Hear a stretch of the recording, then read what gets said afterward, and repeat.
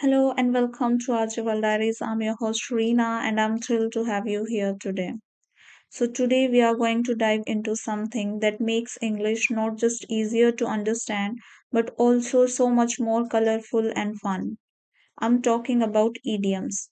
You know, those little expressions that don't always mean what they say but carry a deeper meaning.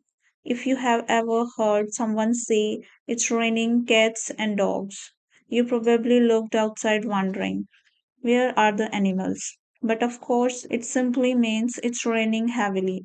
Idioms are like secret codes in a language. Once you start using them, your English sounds more natural, more fluent, and even more engaging.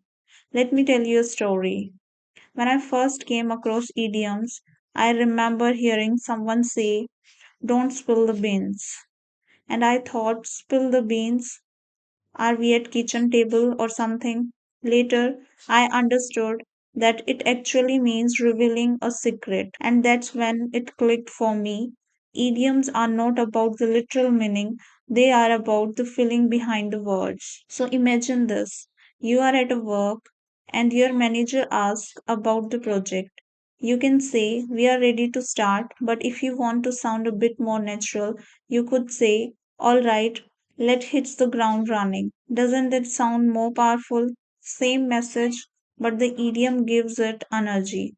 Or let's say you are talking to a friend who is very stubborn. Instead of saying you are too stubborn, you might say, "Well, you are as stubborn as mule." It's polite yet colorful way to express yourself. Idioms also make conversation more memorable. Think about this one. The ball is in your court.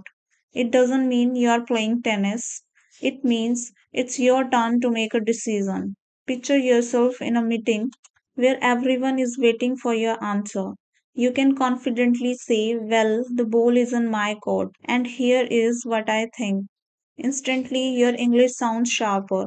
What I love about idiom is how they connect to everyday situations. For example, when we say, "Don't put all your eggs in one basket," we are talking about money investments or even life choices. It's advised to diversify, to be careful, to not take unnecessary risks. And idioms like this one are timeless because even if the words talk about eggs and baskets, the idea is something we all face in life. Another beautiful thing about idioms is that they carry culture inside them. For instance, in English, if you say "break the ice," it doesn't mean you are holding a hammer and smashing ice. It simply means to start a conversation, to remove the awkwardness. Think of a party where nobody knows each other. If someone cracks a small joke or starts a light topic, they are literally breaking the ice. And suddenly everyone feels more comfortable. Now, why should you learn idioms? The answer is simple, because they help you connect.